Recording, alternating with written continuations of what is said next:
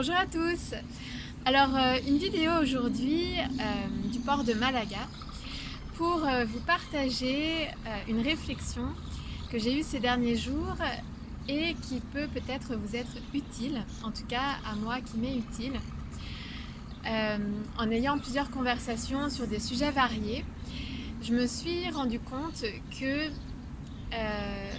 on se racontait souvent des histoires à propos des situations qu'on vit, des événements, des personnes, et qu'on peut se raconter tout un tas d'histoires, et que par rapport à l'histoire qu'on se raconte, on a des émotions et on a aussi des perceptions, des réactions qui vont être différentes. Donc je voulais montrer finalement l'importance des histoires qu'on se raconte tout simplement à propos, à propos de telle ou telle chose, d'une situation, d'une personne, d'un événement, parce que ça change complètement notre réalité. Et en fait, il suffit de changer l'histoire qu'on se raconte pour changer nos émotions, changer notre réaction, notre perception, changer nos croyances et donc changer aussi notre comportement par rapport à ce qui nous arrive. Je pense que c'est aussi une façon de peut-être guérir. J'aime pas trop forcément le mot, je sais pas si c'est le mot approprié, mais pour guérir nos blessures de l'âme. Si vous êtes familier avec Lise Bourbeau et son livre Les 5 blessures qui empêchent d'être soi-même, donc il y a la blessure de rejet, d'injustice, de trahison, d'abandon, d'humiliation. Et donc justement je crois que en changeant l'histoire qu'on se raconte, donc que notre mental se raconte à propos de telle ou telle chose, en même temps ça nous permet de peut-être guérir, en tout cas d'avancer sur la guérison de ces blessures. Par exemple, si je ressens du rejet, par exemple, j'ai des amis qui ont organisé un dîner et je n'ai pas été invitée, je peux ressentir par exemple du rejet. Donc imaginons que c'est une blessure que je dois guérir, imaginons je vais ressentir ça. Mais je peux de suite changer ma perception, je peux donc changer de regard sur la situation et je peux changer donc l'histoire que je me raconte à ce moment-là. Donc si j'observe tout de suite les pensées qui me viennent et donc l'histoire que je me raconte, je peux tout de suite la changer. Donc au lieu de ressentir par exemple du rejet et me dire « oh c'est pas sympa, ils ne m'invitent pas, ils m'ont oublié, je me sens rejetée, pourquoi ils ne m'ont pas invitée, etc. » Et de ruminer sur cette situation, je peux tout de suite arrêter ce bavardage mental pour changer l'histoire et simplement me dire que la personne a peut-être tout simplement oublié ou elle-même a pensé que j'étais occupée, etc. etc. Donc en fait, en changeant l'histoire qu'on se raconte, je pense que ça nous aide beaucoup à guérir la blessure associée et à envisager d'autres possibilités. Et puis ça nous aide à déconstruire des croyances qu'on peut avoir, parce que quand on se raconte toujours la même histoire à propos de telle ou telle situation, on renforce nos croyances, et nos croyances étant créatrices, on va créer les mêmes situations. Donc justement, et donc c'est un cercle vicieux puisque la même situation va se reproduire, la même histoire, le même bavardage mental, et etc. etc. Donc je pense que en changeant de regard et en changeant donc l'histoire qu'on se raconte dans une situation donnée, on peut arriver à finalement voir les choses autrement et déjà à se sentir mieux dans un premier temps aussi. Donc changer l'histoire qu'on se raconte, c'est se sentir mieux immédiatement, guérir et changer nos croyances et donc changer notre réalité. Voilà, donc je voulais faire ce petit partage parce que ça me paraît très important et on n'y pense pas forcément parce que c'est automatique.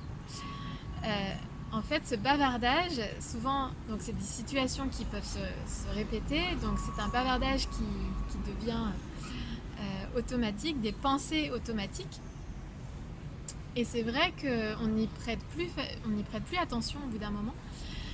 Et donc c'est bien de pouvoir les observer pour pouvoir les changer notre attitude, notre perception et changer nos croyances et notre réalité. J'ai eu aussi cette réflexion par rapport au regard qu'on peut porter par exemple sur l'inconnu. Voilà, aller vers l'inconnu sans savoir ce que la vie va nous proposer, sans savoir ce qui va se passer. Parce que c'est ce que je vis depuis quelque temps déjà. Depuis en fait que je suis partie de Paris, donc en octobre 2020. Et ça s'est accéléré, donc là je le vis tout le temps. Enfin, c'est ce que je vis en permanence. Surtout depuis que je suis partie de France en juin 2021. Et donc je suis partie simplement en suivant ma guidance, les messages que la vie m'envoie et mon intuition. Donc c'est vraiment l'inconnu. Je me sens guidée et parce que je me sens guidée, je me sens en sécurité et j'ai confiance. Mais c'est vrai que parfois c'est un peu difficile parce que c'est vraiment l'inconnu. Et je me disais par rapport à l'inconnu, là aussi on peut avoir deux façons de le voir. Donc je peux me dire waouh, c'est super excitant, c'est génial, je suis guidée, donc je m'ouvre à tout ce qui est possible, je m'ouvre à ce que me propose la vie, à toutes les rencontres, à toutes les surprises et je vis ma vie à 100% et je profite de chaque instant, de chaque moment, de chaque rencontre. Voilà, donc ça c'est une première façon de le voir et de suite, si on pense comme ça, on se sent bien et on a hâte et on est heureux de vivre cette expérience. Soit je peux aussi me dire waouh, mais qu'est-ce que je vais faire, qu'est-ce qui m'attend, je peux être dans la peur, je peux avoir des pensées anxiogènes, qu'est-ce qui va se passer, où je vais atterrir, qui je vais rencontrer, comment je vais m'en sortir, et bien sûr toutes les peurs par rapport à l'argent, par rapport à la sécurité matérielle, qu'est-ce que je vais faire, etc. Et donc c'est vraiment deux positionnements différents. Donc là encore, c'est deux histoires complètement différentes qu'on peut se raconter. En tout cas, je vis ça. Donc il y a des jours où je suis dans la confiance, dans l'excitation de voir ce qui va se passer, dans la découverte, l'exploration, voilà, l'effervescence de tout ce qui se passe. Et d'autres jours, je suis plutôt dans l'anxiété, dans les doutes. Voilà, je me demande comment je vais faire, qu'est-ce qui va se passer, etc. etc. Donc plutôt dans les peurs. Et donc là aussi, je me suis rendu compte, donc,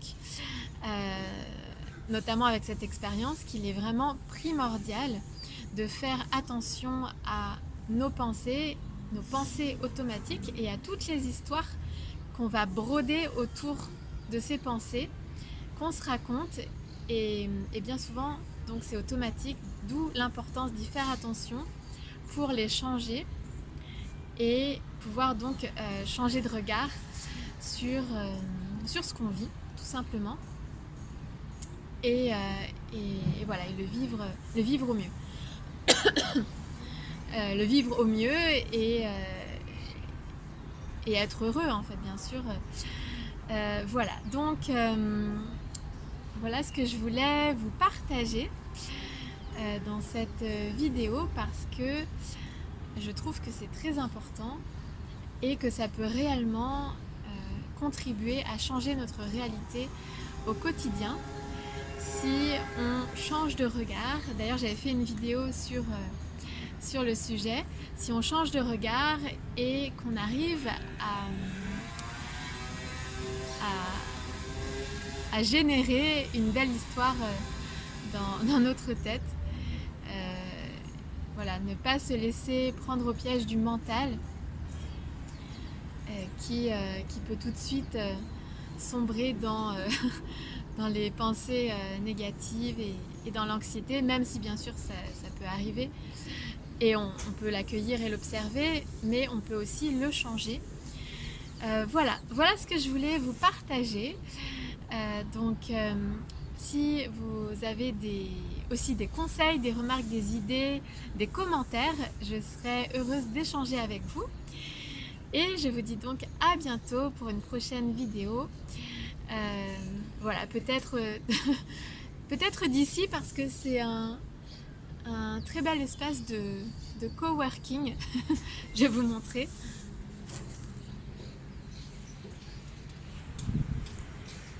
Petite vue sur le port, au soleil couchant.